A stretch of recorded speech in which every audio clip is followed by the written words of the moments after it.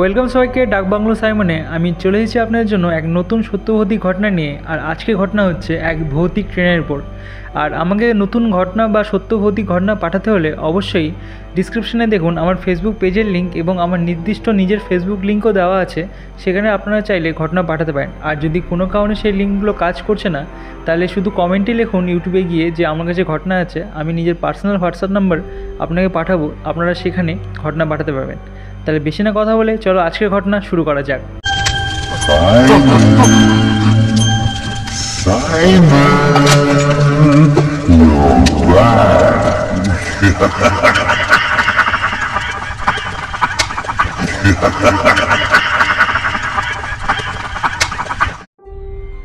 1825 সালের ঘটনা। পশ্চিমবঙ্গের একটি ছোট রেলওয়ে স্টেশন যার নাম কলাপুর স্টেশন। এটি ছিল একেবারে নির্জন, জনমানবহীন, কারণ স্টেশনটি প্রায় 10 বছর আগে বন্ধ করে দেওয়া হয়েছিল।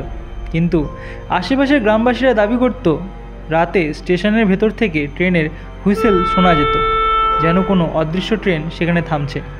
রজনী নামের এক তরুণী ছিল একজন স্থানীয় সাংবাদিক। তিনি অপ্রচলিত এবং রহস্যময় ঘটনার উপরে রিপোর্ট করতে ভালোবাসতেন। গ্রামবাসীদের গল্প শুনে তিনি ঠিক করলেন তিনি রাতের বেলা স্টেশনটিতে গিয়ে সমস্ত কিছু খতিয়ে দেখবেন। রজনী রাত 12টায় একা কলাপুর স্টেশনে পৌঁছালেন। চারদিকে কুয়াশা আর স্টেশন জুড়ে এক ভুতুড়ে পরিবেশ। হঠাৎ তিনি দূর থেকে একটি ট্রেনের আলো দেখতে পেলেন। অবাক হয়ে দেখলেন একটি পুরনো ধরনের ট্রেন সত্যিই ধীরে ধীরে স্টেশনে ঢুকছে। কিন্তু আশ্চর্যজনক বিষয় হলো ট্রেনটি ছিল সম্পূর্ণ নীরব, কোনো শব্দ নেই। ট্রেনের দরজা খুলে গেল আর ভেতর থেকে একের পর এক অদ্ভুত পোশাক পরা যাত্রী নামতে লাগলো। তাদের চোখে ছিল এক ধরনের শূন্যতা, যেন জীবনের কোনো অনুভূতিই নেই। রজনী তাদের দিকে এগিয়ে গিয়ে কথা বলার চেষ্টা করলো, কিন্তু যাত্রীরা তার কথা শুনতে পায়নি। বরং তাদের মধ্যে একজন তার দিকে তাকিয়ে শুধুমাত্র বলল, তুমিও আমাদের মতো হয়ে যাবে। কথাটা বলেই তারা একসঙ্গে মিলিয়ে গেল। রজনী ভয়ে দৌড়ে স্টেশন ছেড়ে পালানোর চেষ্টা করলো, কিন্তু দেখলো স্টেশনের আশেপাশে কোনো রাস্তা নেই।